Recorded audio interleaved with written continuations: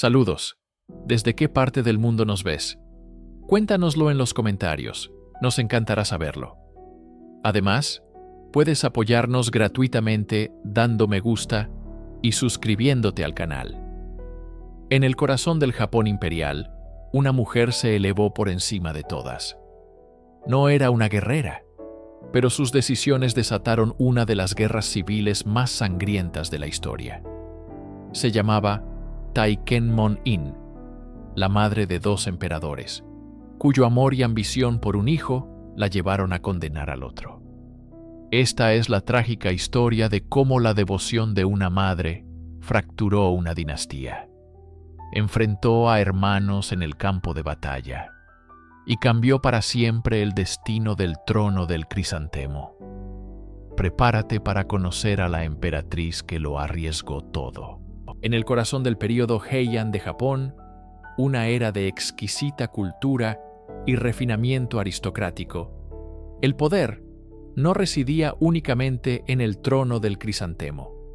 Detrás de la figura divina del emperador se movía una fuerza tan vasta y arraigada que moldeaba el destino del imperio: el clan Fujiwara. Durante siglos, esta familia había perfeccionado una estrategia de control político sutil, pero inquebrantable. Su método era tan simple como efectivo: casar a sus hijas con los emperadores. Al convertirse en consortes imperiales, estas mujeres no eran meras esposas. Eran peones estratégicos en un juego de poder que abarcaba generaciones. Si una dama Fujiwara daba a luz a un heredero varón, el clan aseguraba su influencia.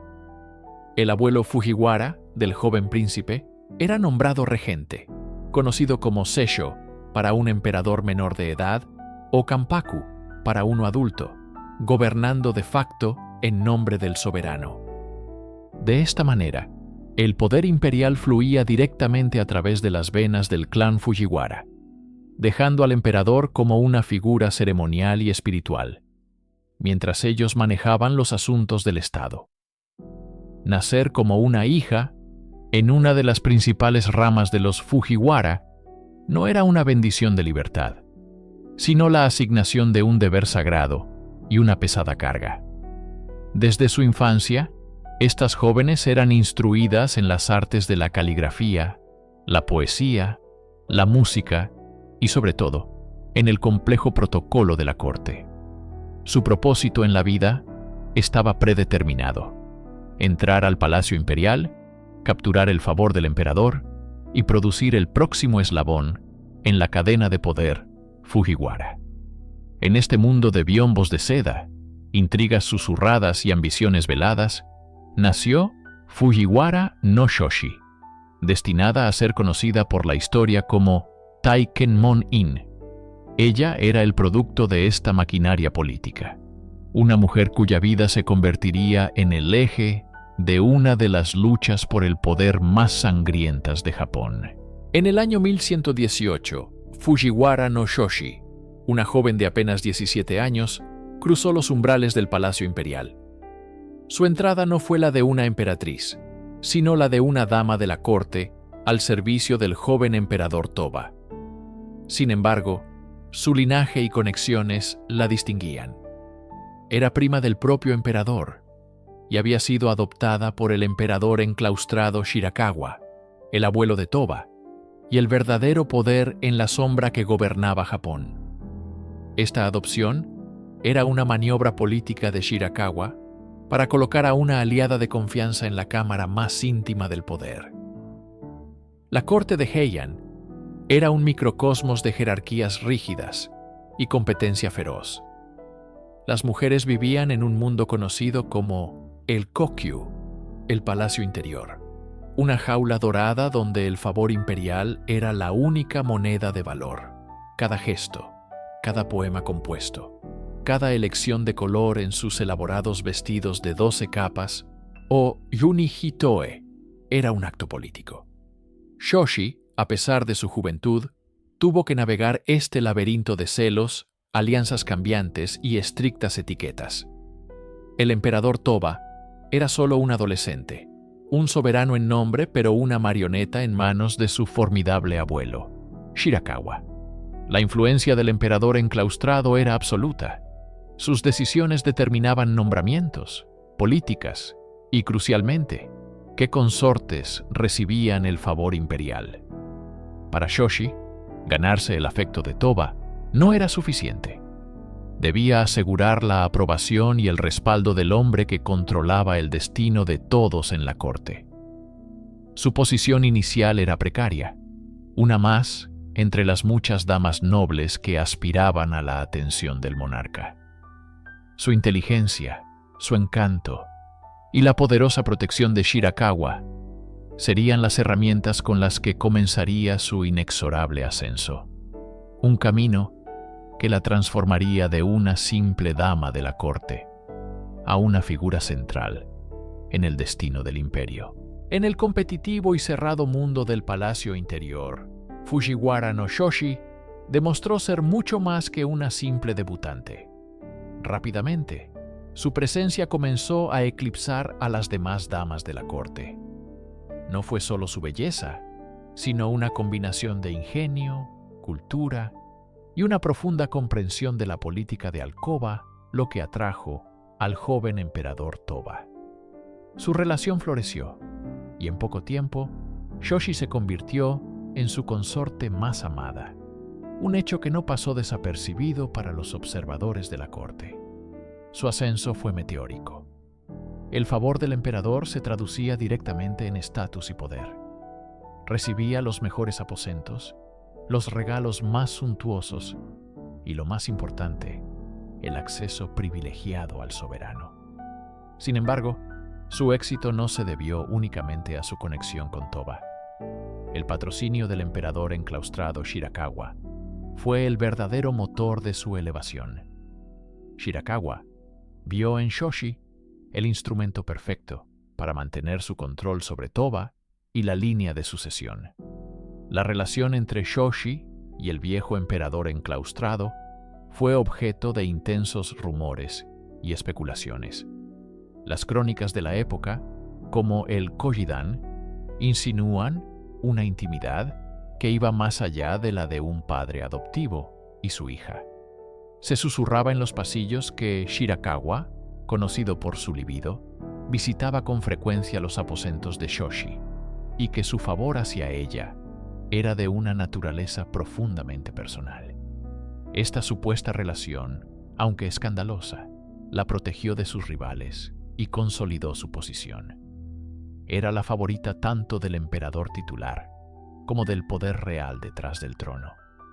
Esta dualidad de afecto la hizo intocable y la preparó para el siguiente y más crucial paso en el camino de una consorte imperial: asegurar el futuro del imperio, dando a luz a un heredero.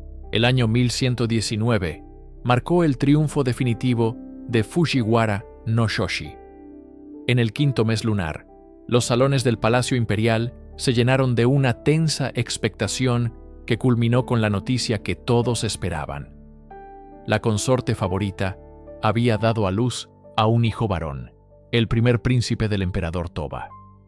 El nacimiento de un heredero imperial era el evento político más significativo que podía ocurrir, un momento que reconfiguraba alianzas y solidificaba el poder. El niño fue nombrado Príncipe Imperial Akihito. Para Shoshi, este era el cenit de su ambición y su deber. Dejó de ser simplemente la favorita del emperador para convertirse en la madre del futuro soberano.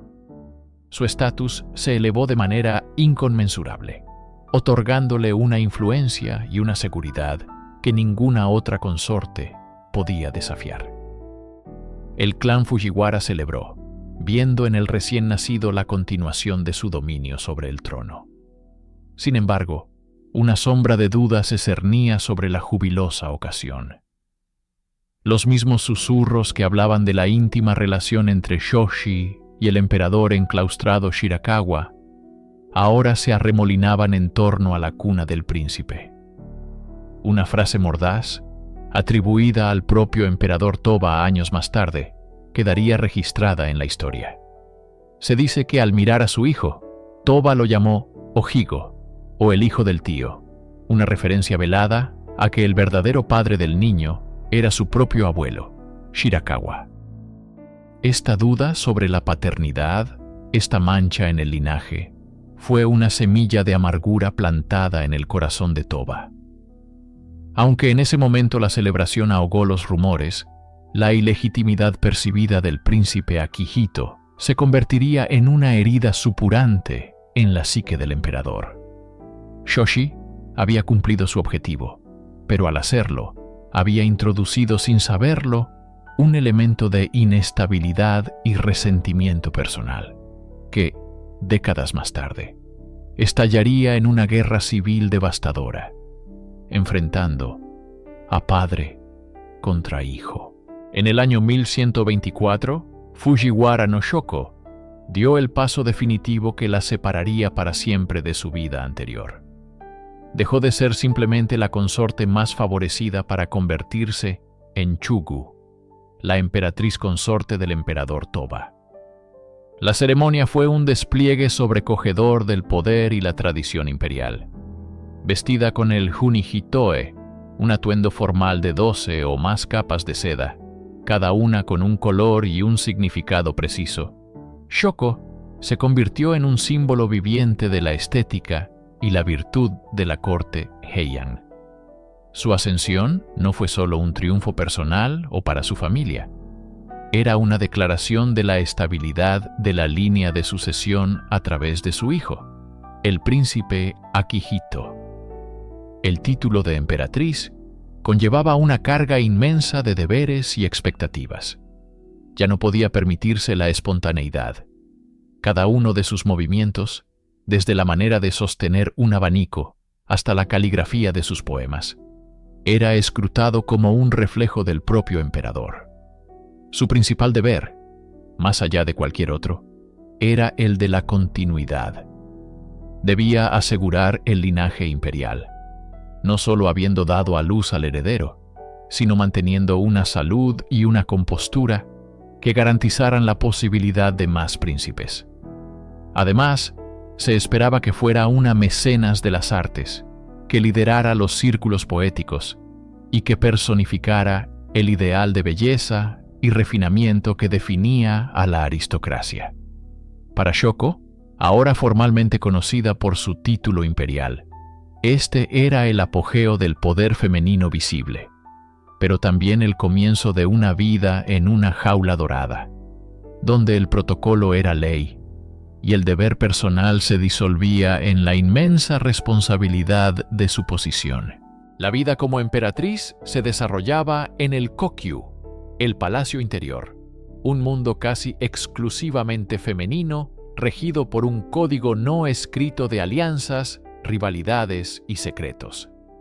La arquitectura del palacio, con sus biombos de seda pintados y sus persianas de bambú, no solo ofrecía privacidad, sino que creaba un laberinto de espacios velados donde las intrigas florecían. Aunque Taiken Monin ostentaba el rango más alto, no estaba exenta de la competencia. Otras consortes, respaldadas por facciones rivales del clan Fujiwara o de otras familias nobles, competían por la atención del emperador Toba, pues el favor imperial era la moneda más valiosa de la corte. Las damas de compañía no eran meras sirvientas, eran los ojos y oídos de sus familias, estrategas que recopilaban información y difundían rumores con la misma habilidad con la que componían un poema o arreglaban una flor. En este entorno, Taiken Mon-in tuvo que aprender a ser una política consumada. Cada conversación era una negociación, cada regalo, un mensaje. Forjó alianzas cruciales, recompensando la lealtad de sus damas y neutralizando a las de sus rivales, con una astucia silenciosa. La vida tras los biombos era una guerra sutil, librada no con espadas, sino con versos de poesía, con el color de una túnica elegida para una ocasión específica, o con un susurro colocado en el oído correcto. La supervivencia y el poder de su hijo el príncipe heredero, dependían directamente de su habilidad para navegar estas corrientes subterráneas. Cualquier paso en falso, cualquier muestra de debilidad, podía ser explotado por aquellos que deseaban ver a otro príncipe y, por tanto, a otra rama familiar ascender al trono. En 1123, un evento sacudió la estructura de poder de la corte. El emperador Toba, con tan solo 20 años, anunció su abdicación. En su lugar, su hijo de 5 años, Akihito, ascendió al trono del Crisantemo como el emperador Sutoku. Para un observador externo, la abdicación de un emperador joven y sano podría parecer un acto de renuncia, pero en la política de la era Heian era exactamente lo contrario, una brillante jugada de poder. Este era el sistema del Insei, o gobierno enclaustrado. Al retirarse, Toba se liberaba de las pesadas obligaciones ceremoniales y de la influencia directa de los regentes Fujiwara, que tradicionalmente controlaban a los emperadores en funciones.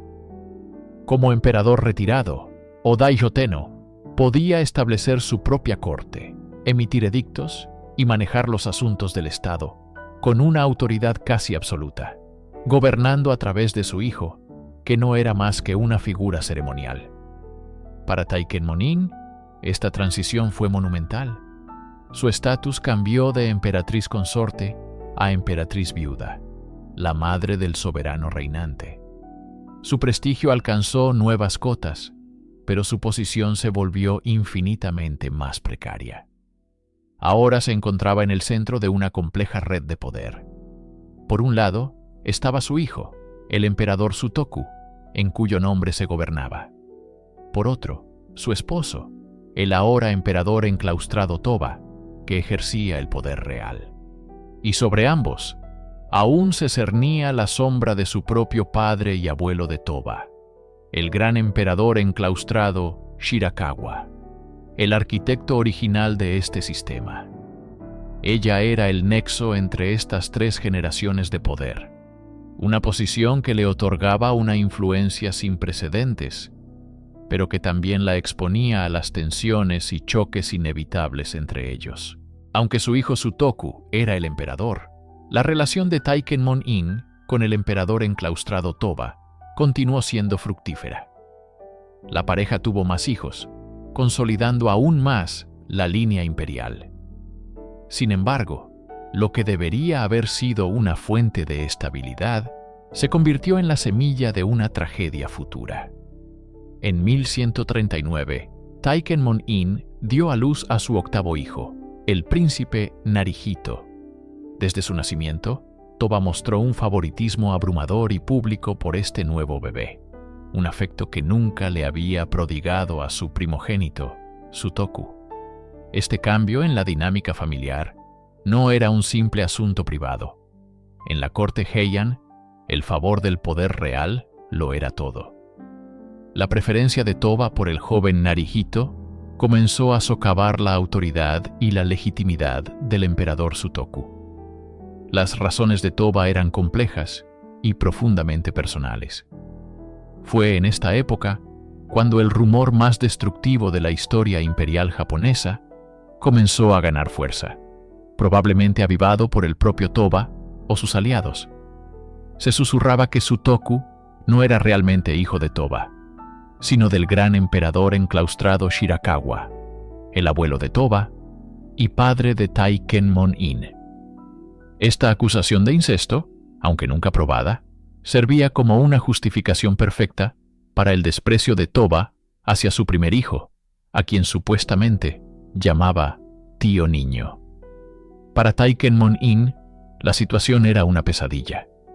Se encontraba atrapada entre su deber para con su hijo, el emperador reinante, y su lealtad a su marido, el poder en la sombra, que ahora promovía activamente a otro de sus hijos. Cada gesto de afecto de Toba hacia Narihito era una afrenta pública para Sutoku y una mancha en el honor de la propia emperatriz. La madre imperial veía cómo su familia se fracturaba, sentando las bases para un conflicto que un día incendiaría la capital. La posición de una consorte imperial en la corte Heian se medía no solo por su linaje, sino por su capacidad para producir herederos varones. En esto, Fujiwara no Shoshi, ahora conocida como la emperatriz Tamako, demostró ser excepcionalmente exitosa, cimentando su poder de una manera que pocas podían igualar. En 1119, los pasillos del palacio resonaron con la noticia que todos esperaban: el nacimiento de su primer hijo, el príncipe imperial Akihito.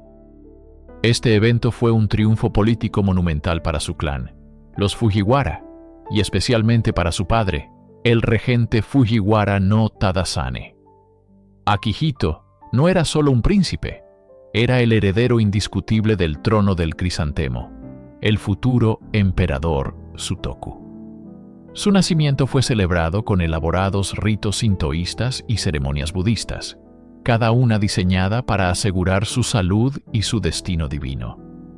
Sin embargo, sobre este júbilo se cernía la sombra del emperador enclaustrado Shirakawa, cuyo inmenso poder y rumoreada cercanía con Tamako alimentaban susurros de que él, y no Toba, era el verdadero padre del niño.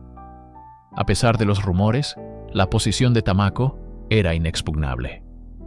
Años más tarde, en 1127, volvió a cumplir con su deber imperial al dar a luz a un segundo hijo varón, el príncipe imperial Masahito.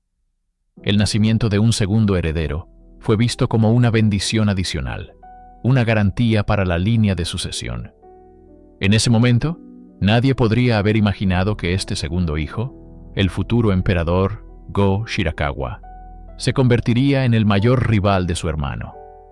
Tamako era ahora la madre de dos futuros emperadores, el pináculo del éxito para una mujer de la corte. Sin saberlo, también se había convertido en la madre de los dos protagonistas de una de las guerras civiles más sangrientas de la historia de Japón. Dentro de los muros dorados del Palacio Imperial, los dos hijos de Taikenmon-in, Akihito y Masahito, crecieron en mundos completamente diferentes.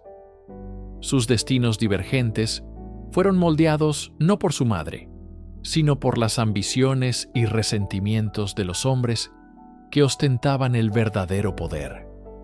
Akihito, como primogénito y heredero al trono, fue el centro de atención desde su nacimiento. El emperador enclaustrado Shirakawa, su supuesto abuelo, le profesaba un afecto desmedido, refiriéndose a él como nuestro pequeño emperador y supervisando personalmente su educación. Akihito fue sumergido en un riguroso régimen de estudios clásicos chinos, caligrafía, poesía y protocolo cortesano. Se le enseñó que el deber, la tradición y el linaje lo eran todo. Fue criado para ser un símbolo, un soberano en la cúspide de una jerarquía inmutable. En contraste, su hermano menor, Masahito, fue en gran medida ignorado. Considerado un simple repuesto dinástico, se le permitió una libertad impensable para su hermano. Lejos de la sofocante atmósfera de los estudios formales, Masahito desarrolló una fascinación por la cultura popular de la época. Se escapaba de sus tutores para escuchar las canciones populares conocidas como imayo, memorizando cientos de ellas y convirtiéndose en un experto en una forma de arte considerada vulgar por la élite cortesana. Esta negligencia fomentó en él un carácter astuto, observador y conectado con corrientes culturales que su hermano, aislado en su torre de marfil, desconocía por completo. Taikenmon-in observaba esta creciente brecha entre sus hijos, probablemente con una mezcla de preocupación e impotencia. Mientras uno era moldeado para gobernar un imperio idealizado, el otro aprendía a navegar el mundo real. Sin que nadie lo previera, estas diferencias en su crianza no solo forjarían sus personalidades, sino que también sembrarían las amargas semillas de una rivalidad que un día teñiría de sangre el suelo de la capital. El año 1129 marcó un punto de inflexión. Con la muerte del poderoso emperador enclaustrado Shirakawa, el tablero político de la corte se reconfiguró drásticamente. El emperador Toba, finalmente libre de la opresiva sombra de su padre, se movió rápidamente para consolidar su propio poder. Abdicó en favor de su hijo Akihito, quien ascendió al trono como emperador Sutoku, y Toba mismo asumió el título de emperador enclaustrado, convirtiéndose en el nuevo gobernante de facto. Para Tamako, este cambio fue cataclísmico. Aunque su hijo era ahora el emperador, su propio poder se vio amenazado. Toba albergaba un profundo resentimiento hacia Sutoku, a quien llamaba despectivamente sobrino, convencido de que era el hijo ilegítimo de Shirakawa. Este odio personal se convirtió en el motor de su política. Tamako, que recibió el título honorífico de Taikenmon-in, se encontró en una posición precaria. Ya no era la consorte favorecida, sino la madre de un emperador despreciado por el verdadero poder detrás del trono, su propio marido. Lejos de retirarse, Taikenmon-in se transformó en una operadora política formidable. Utilizó su inmensa influencia dentro de la facción del clan Fujiwara, leal a ella y a su padre, Tadasane, para proteger a Sutoku. Se convirtió en el centro de una red de alianzas, maniobrando discretamente en los pasillos del poder, contrarrestando las intrigas de Toba y sus nuevos favoritos. Cada nombramiento en la corte, cada decreto emitido, se convirtió en una batalla, en una guerra fría entre el emperador enclaustrado y la madre del emperador titular. Taikenmon-in luchaba no solo por el futuro de su hijo, sino por la supervivencia de su propia facción en un juego donde un solo error podía significar la ruina total. La animosidad del emperador enclaustrado Toba hacia Sutoku alcanzó su punto culminante en 1142. En un acto de humillación política sin precedentes, Toba obligó a Sutoku, de tan solo 23 años, a abdicar. Pero en lugar de nombrar al hijo de Sutoku como heredero, rompiendo con toda tradición, Toba colocó en el trono a un infante de su unión con otra consorte, la favorecida Fujiwara no Nariko. Este niño se convirtió en el emperador Konoe. Para Taikenmon-in fue un golpe devastador. Su primogénito fue despojado de su honor y su nieto privado de su derecho de nacimiento. Su influencia, que con tanto esmero había cultivado, se desvaneció casi por completo.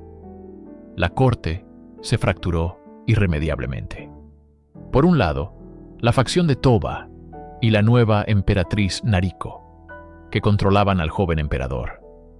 Por otro, los partidarios marginados de Sutoku y Taikenmon-in, que observaban con impotencia y creciente resentimiento. Durante los 13 años del reinado de Konoe, la tensión fue insoportable. Sutoku vivió como un emperador retirado sin poder, una figura fantasmal en un palacio que una vez fue suyo. Entonces, en el verano de 1155, la tragedia golpeó de la forma más inesperada. El emperador Konoe, con apenas 16 años, enfermó repentinamente y murió. Su muerte fue tan súbita y conveniente para la facción de Sutoku que de inmediato surgieron oscuros rumores. Las acusaciones, susurradas al principio y luego gritadas abiertamente por los aliados de Toba, apuntaban a que Sutoku y sus seguidores habían usado magia negra o veneno para eliminar al joven soberano y despejar el camino de regreso al trono. La muerte de Konoe no resolvió la crisis, la encendió. El trono del crisantemo estaba vacante. Dos facciones, consumidas por décadas de odio, se prepararon para la confrontación final. El escenario estaba listo para que la rivalidad entre los dos hijos de Taikenmon-in Sutoku y Go Shirakawa explotara en una guerra abierta. El año 1155 trajo consigo una sombra inesperada sobre la corte Heian. El emperador Konoe, el joven y frágil hijo de Bifukumon-in, falleció a la temprana edad de 16 años. Su muerte fue un golpe devastador para su madre, pero para el resto de la corte significó una crisis de proporciones catastróficas. Konoe murió sin descendencia, dejando el trono del crisantemo peligrosamente vacío. De inmediato, el delicado equilibrio de poder, sostenido por el emperador enclaustrado Toba, comenzó a resquebrajarse. Dos facciones principales emergieron de las sombras, cada una con un candidato y una visión para el futuro de Japón. Por un lado, estaba el emperador retirado Sutoku, el primogénito de Taikenmon-in. Durante años, había esperado pacientemente que se cumpliera la promesa de que su propio hijo, el príncipe Shigehito, ascendería al trono. Para Sutoku y sus partidarios, liderados por el brillante pero arrogante ministro de la izquierda, Fujiwara no Yorinaga, este era el momento de la restauración. Creían que la línea de sucesión debía volver a su rama legítima. En el otro lado del tablero se encontraban fuerzas poderosas que temían el regreso de Sutoku al poder. Bifukumon-in, aunque de luto, se movió rápidamente para asegurar que su influencia no se desvaneciera con la muerte de su hijo. Se alió con el regente Fujiwara no Tadamichi, el hermano mayor y rival de Yorinaga. Este grupo no confiaba en Sutoku, a quien consideraban amargado e impredecible. Necesitaban un candidato alternativo, alguien más maleable. Todas las miradas se volvieron hacia Taikenmon-in. Como madre tanto de Sutoku como de otro posible heredero, su apoyo sería decisivo. La corte contuvo la respiración, consciente de que la próxima decisión no solo nombraría a un emperador, sino que también trazaría las líneas de una batalla inminente. En el corazón de la tormenta política se encontraba Taikenmon-in, una mujer cuyo poder como madre imperial ahora se enfrentaba a su prueba más difícil. La elección del próximo emperador recaía, en gran medida, sobre sus hombros. La lógica y el protocolo sugerían que el hijo de Sutoku, el príncipe Shigehito, era el heredero natural. Apoyarlo habría apaciguado a su primogénito y potencialmente sanado viejas heridas familiares. Sin embargo, la política imperial rara vez sigue el camino de la lógica. Se nutre de alianzas, miedos y afectos personales. Taikenmon-in nunca había tenido una relación cercana con Sutoku. Obligada a separarse de él poco después de su nacimiento, debido a los persistentes y maliciosos rumores sobre su paternidad, siempre existió una distancia entre ellos. Por el contrario, su cuarto hijo, el príncipe Masahito, había crecido bajo su cuidado directo. Era el hijo que ella había criado, en quien había depositado su afecto maternal. Este vínculo personal fue explotado por la facción anti-Sutoku. Bifukumon-in y el regente Tadamichi le presentaron a Masahito como la opción más segura y estable. Argumentaron que entronizar a la línea de Sutoku traería resentimiento y purgas a la corte. En una decisión que cambiaría para siempre el curso de la historia japonesa, Taikenmon-in cedió. Eligió su corazón por encima del protocolo, el afecto por encima de la primogenitura. Anunció su apoyo al príncipe Masahito, quien ascendería al trono como el emperador Go Shirakawa. Para el mundo exterior, fue una maniobra política calculada, pero para Sutoku fue la traición final y más dolorosa. Su propia madre lo había rechazado públicamente, declarando efectivamente que ni él ni su hijo eran dignos del trono. El favoritismo de una madre acababa de encender una mecha que no podría ser apagada. La ascensión de Go Shirakawa al trono del Crisantemo no fue una celebración, sino una declaración de guerra interna. Para el emperador, retirado Sutoku, la noticia fue un golpe devastador que aniquiló décadas de paciente espera. La promesa que se le hizo al abdicar, que su linaje continuaría, se había hecho añicos, y la arquitecta de su humillación no era otra que su propia madre, Taikenmon-in. Este acto no fue simplemente una derrota política, fue una afrenta personal y pública de una magnitud insoportable. Sutoku, ya marcado por el estigma de su supuesto nacimiento ilegítimo, ahora era oficialmente un paria dentro de su propia familia.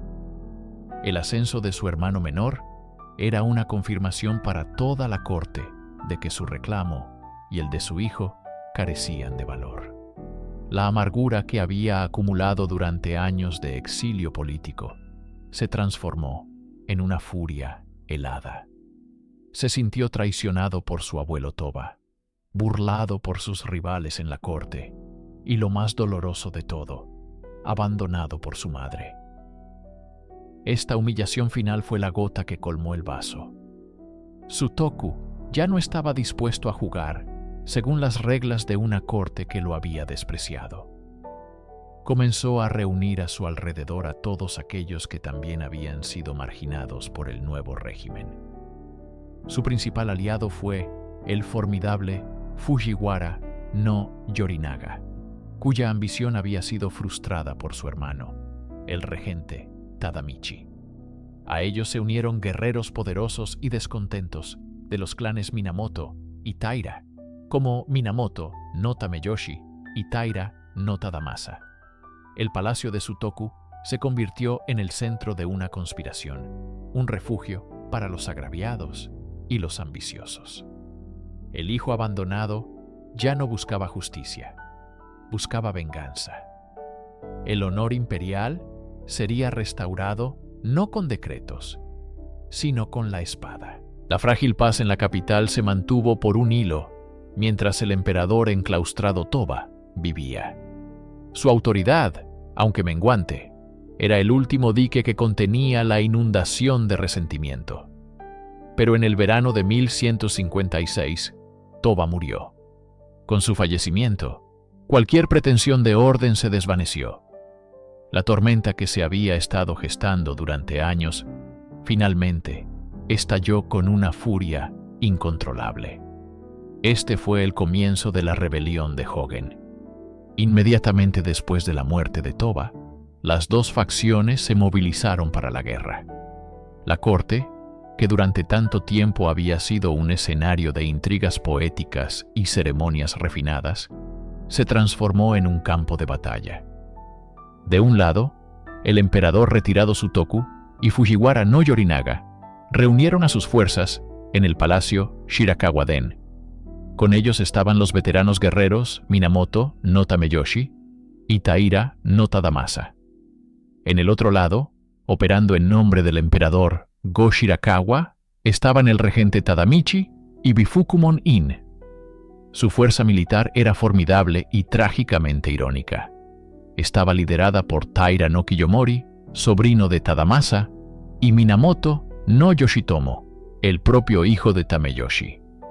La rebelión no solo dividió a la familia imperial, sino que partió en dos a los grandes clanes guerreros, enfrentando a padre contra hijo y a tío contra sobrino. La estrategia de Sutoku era defensiva, confiando en la fortaleza de su palacio. Sin embargo, el bando de Go Shirakawa, bajo el consejo audaz y despiadado de Yoshitomo, optó por una táctica que rompía con todas las tradiciones de la guerra civilizada: un ataque nocturno. En la oscuridad del 19 de julio, las fuerzas de Kiyomori y Yoshitomo rodearon el palacio. Lo que siguió no fue una batalla honorable, sino una masacre. Las flechas incendiarias iluminaron el cielo nocturno y el fuego consumió la fortaleza de Sutoku. La rebelión de Hogen había comenzado y las calles de Kioto se tiñeron de sangre arrastrando para siempre la elegante era Heian hacia un nuevo y violento amanecer. La muerte del emperador Toba en 1156 fue la chispa que encendió la pradera. Las tensiones, cuidadosamente contenidas durante años, estallaron en una conflagración que pasaría a la historia como la rebelión de Hogen.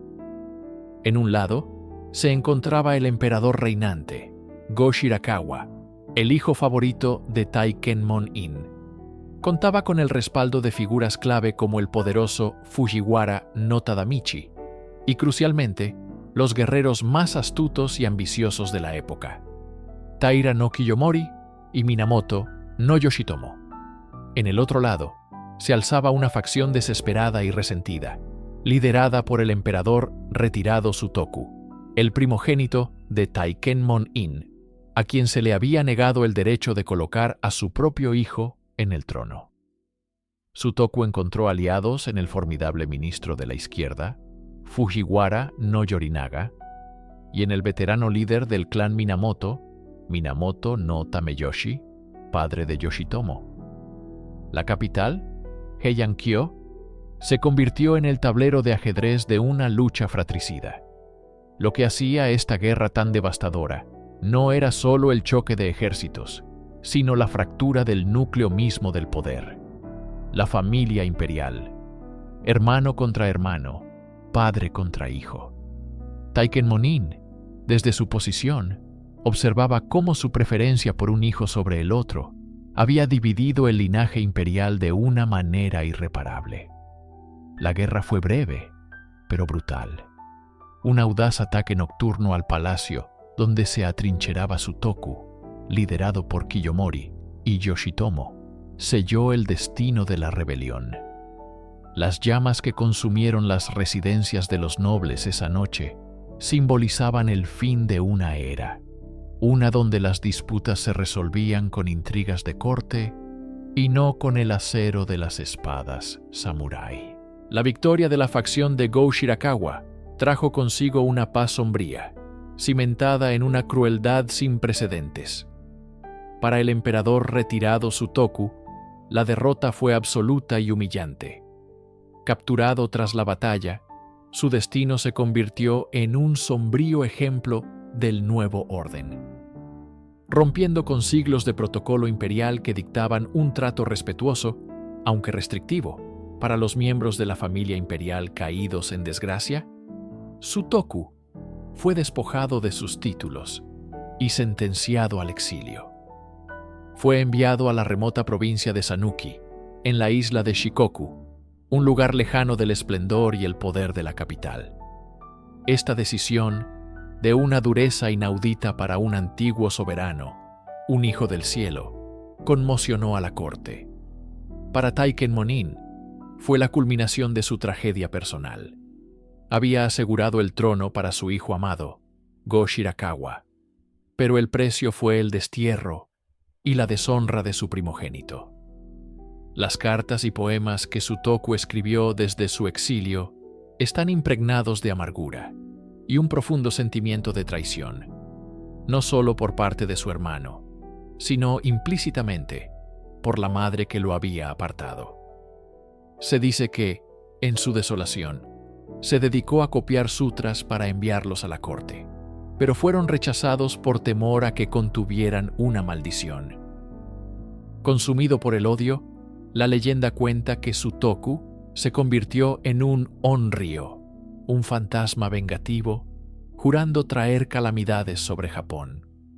La imagen de su hijo, antes un emperador, ahora un exiliado lleno de rencor, debió pesar sobre la conciencia de Taikenmon-in por el resto de sus días, un recordatorio constante del coste humano de sus ambiciones políticas. El fin de la rebelión de Hogen no restauró el orden, simplemente inauguró uno nuevo y más violento. Las secuelas inmediatas fueron un baño de sangre que redefinió las reglas del poder en Japón. La facción victoriosa, liderada por Go Shirakawa, no mostró piedad. Fujiwara no Yorinaga murió en la batalla, pero otros líderes capturados enfrentaron un destino peor. la ejecución pública. Este fue otro quiebre radical con la tradición de la corte Heian, donde la pena capital para los nobles de alto rango era prácticamente inexistente. El poder ya no residía únicamente en el linaje o en el rango cortesano, sino en la fuerza militar. Los clanes samurái, Taira y Minamoto, que habían sido las herramientas de la victoria, ahora eran los verdaderos amos. Taira no Kiyomori y Minamoto no Yoshitomo emergieron como las figuras más poderosas del país. Sin embargo, su alianza era frágil, y las semillas de su propia rivalidad, que culminaría en la guerra Genpei, ya estaban sembradas. Para Taikemon-in, el mundo que había conocido y dominado se desmoronaba. Aunque su hijo, Go Shirakawa, estaba en el trono del crisantemo, era un emperador con una autoridad menguante, cada vez más dependiente de los clanes guerreros que lo rodeaban. El delicado equilibrio de poder entre la casa imperial, los regentes Fujiwara y los emperadores retirados fue destruido para siempre. Taikemon-in había jugado el juego del poder para asegurar la supremacía de su linaje, pero al hacerlo, había desatado fuerzas que finalmente marginarían a la propia institución imperial. Vivió sus últimos años en un mundo transformado, un mundo que ella misma, sin saberlo, había ayudado a crear.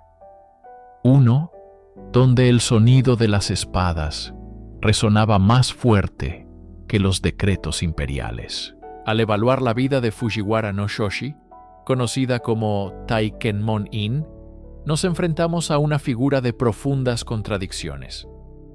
¿Cómo debemos recordarla?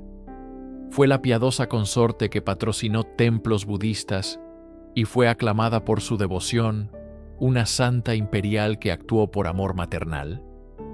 ¿O fue una astuta y ambiciosa instigadora, cuyo favoritismo y maniobras políticas fracturaron a su propia familia y hundieron al país en una guerra civil?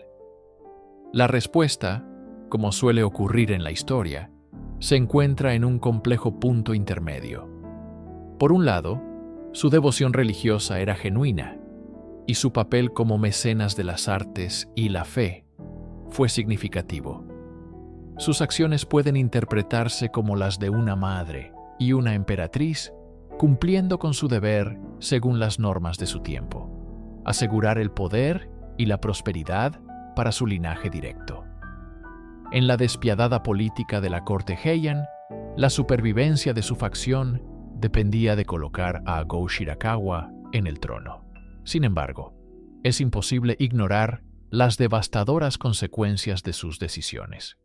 Su abierto favoritismo hacia Go Shirakawa y la marginación de Sutoku crearon una herida tan profunda que solo pudo cerrarse con sangre.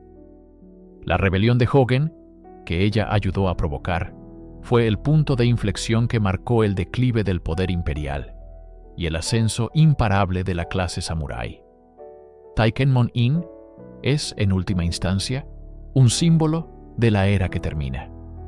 Fue una de las últimas consortes imperiales en ejercer una influencia tan directa y decisiva sobre la sucesión y la política estatal. Su legado es un recordatorio de que las decisiones más personales, como el amor de una madre por un hijo, pueden tener las repercusiones públicas más trascendentales, alterando el curso de una nación para siempre.